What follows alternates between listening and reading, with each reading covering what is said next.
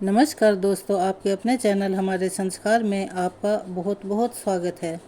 कर्मण्येवाधिकारस्ते माँ फलेषु कदाचन माँ कर्मफल हेतुर्भूर्मा ते संगो अस्तव कर्मणि। अर्थात भगवान श्री कृष्ण अर्जुन से कहते हैं, तुम्हारा अधिकार केवल कर्म करना है, कर्मों के फल पर तुम्हारा अधिकार नहीं है। अतः तुम निरंतर कर्म के फल में मनन मत करो और अकर्मण्य भी मत बनो। तुम कर्म करते रहो और फल की इच्छा मत करो, फल भगवान के ऊपर छोड़ दो। तो आइए अब सुनते हैं गीता महात्म्य का तीसरा और चौथा अध्याय। श्री भगवान देवी लक्ष्मी से कहते हैं कि प्रिय, जन स्थान में एक जड़ नामक का ब्राह्मण था जो कौशिक वंश में उत्पन्न हुआ था। उसने अपना जातीय धर्म छोड़कर बनिए के व्यापार में अपना मन लगा लिया। उसे पराई स्त्रियों के साथ व्यभिचार करने की आदत पड़ गई थी। वह सदा जुआ खेलता, शराब पीता और शिकार खेलकर जीवों की हिंसा किया करता था। इसी प्रकार उसका समय बीत रहा था। सारा धन नष्ट हो जाने पर एक बार वह व्यापार करने के लिए बहुत दूर उत्तर दिशा में चला गया। वहाँ से धन कमाकर घर की ओर लौटा। उसने बहुत दूर तक का रास्ता तय कर लिया था। एक दिन सूर्यास्त हो जाने पर जब 10 दिशाओं में अंधकार फैल गया, तब एक पेड़ के नीचे कुछ लुटेरों ने उसे धर दबोचा और बहुत जल्दी उसके प्राण ले लिए। उसके धर्म का लोप हो गया था, इसीलिए वह बड़ा भयानक प्रेत हुआ। उसका पुत्र बड़ा धर्मात्मा और वेदों का विद्वान था। उसने अब तक पिता के लौट आने की राह देखी। जब वे वापस लौट कर नहीं आए, तब उनका पता लगाने के लिए वह खुद भी घर छोड़कर चल दिया। अब वह हर दिन अपने पिता की खोज करता, मगर राहगीरों से पूछने पर भी उसे अपने पिता का कोई भी समाचार नहीं मिलता। इसके बाद एक दिन एक मनुष्य से उसकी भेंट हुई जो उसके पिता का सहायक था। उससे सारा हाल जानकर उसने पिता की मृत्यु पर बहुत शोक किया। वह बड़ा बुद्धिमान था। बहुत कुछ सोच विचार कर पिता का पारलौकिक कर्म करने की इच्छा से आवश्यक सामग्री साथ लेकर उसे काशी जाने का विचार किया।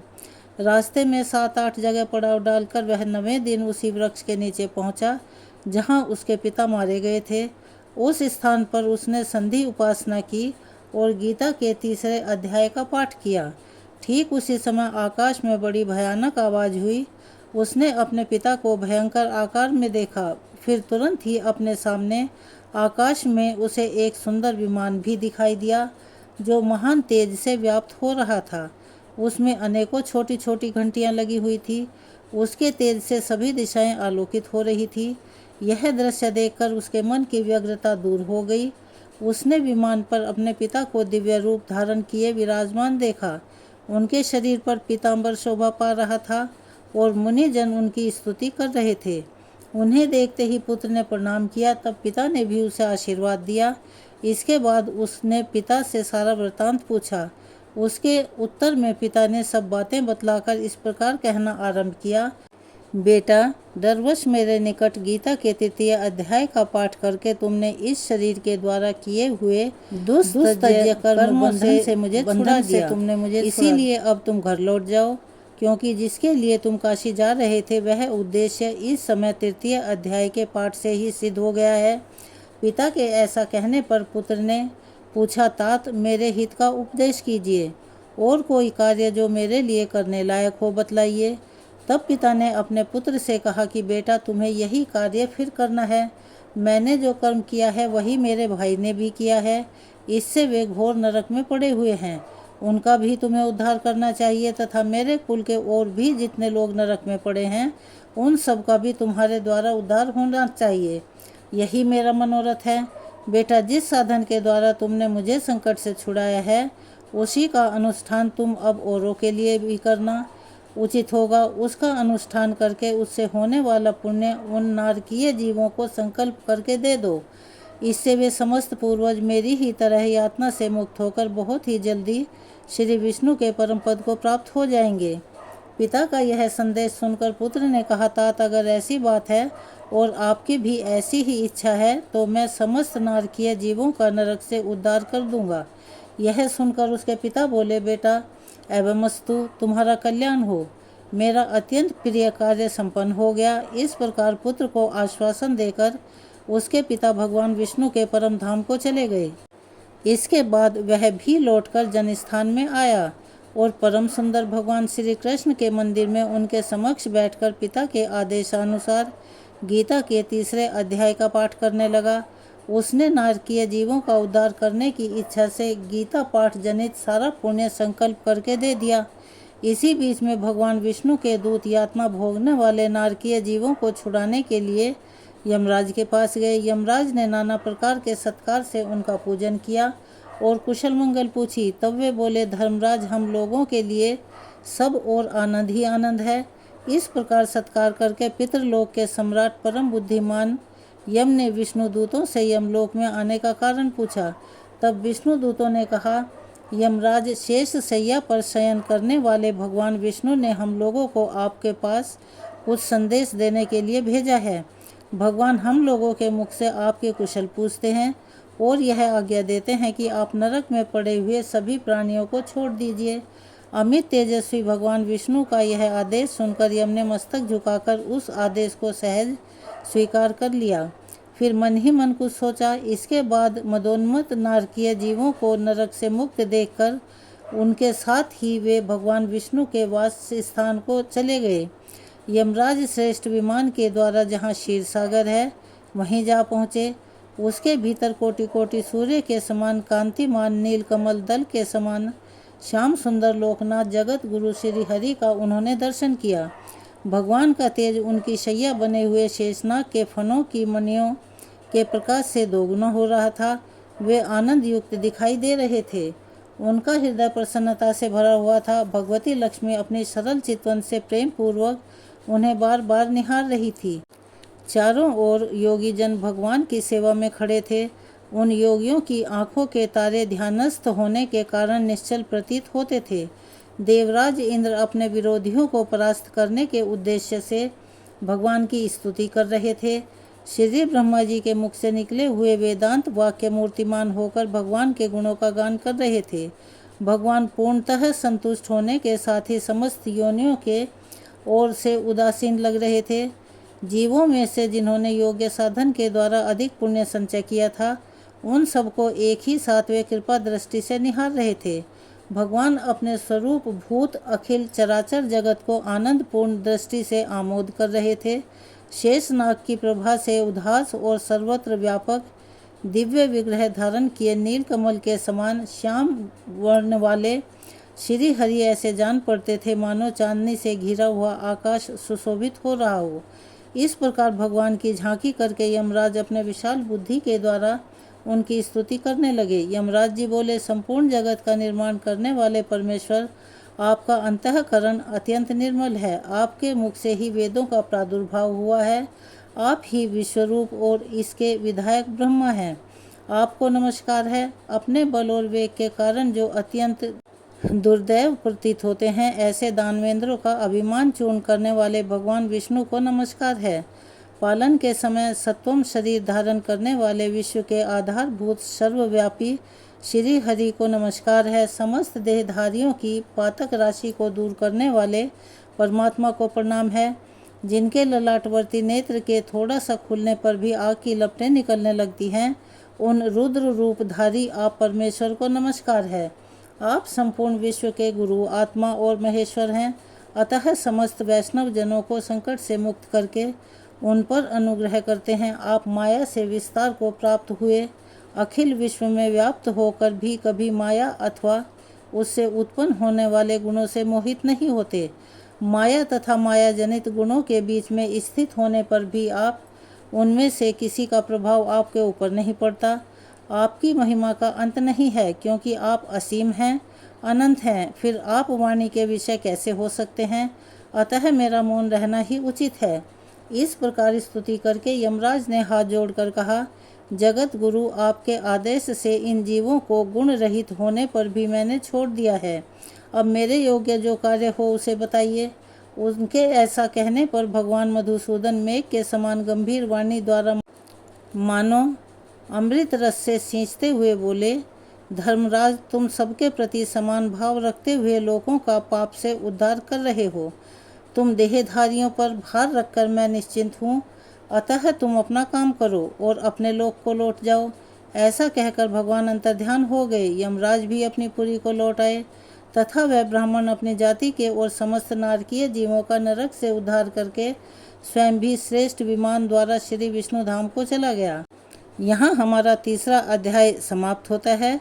अब सुनते हैं चौथा अध्याय। श्री भगवान कहते हैं कि प्रिय, अब मैं चौथे अध्याय का महात्म बतलाता हूँ। सुनो, भागीरथी के तट पर बनारस नाम की एक पुरी है। वहाँ विश्वनाथ जी के मंदिर में भरत नाम के एक योगनिष्ठ महात्मा रहते थे, जो प्रतिदिन आत्मचिंतन में तत्पर होकर आदरपूर्वक गीता के चतुर्थ अध्याय का पाठ किया करते थे। उसके अभ्यास से उनका अंतःकरण निर्मल हो गया। वे शीत उष्ण आदि द्वंद्व से कभी व्यथित नहीं होते थे।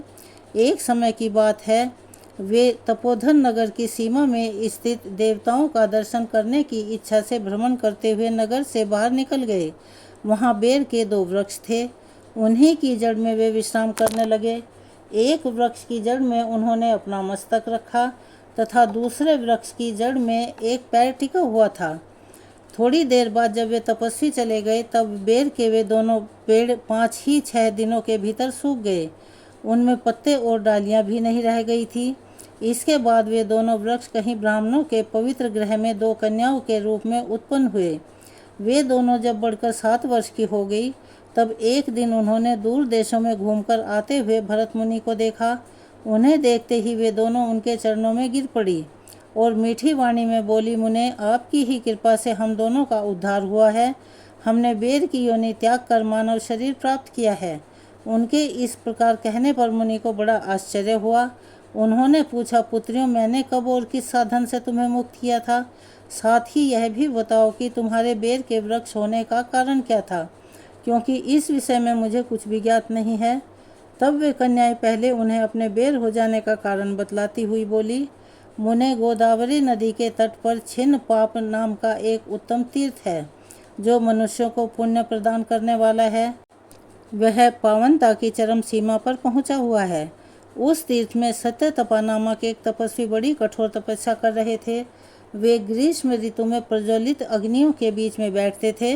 वर्षा काल में जल की धाराओं से उनके मस्तक के बाल सदा भीगे रहते थे और जाड़े के समय जल में निवास करने के कारण उनके शरीर के हमेशा रोंगटे खड़े रहते थे।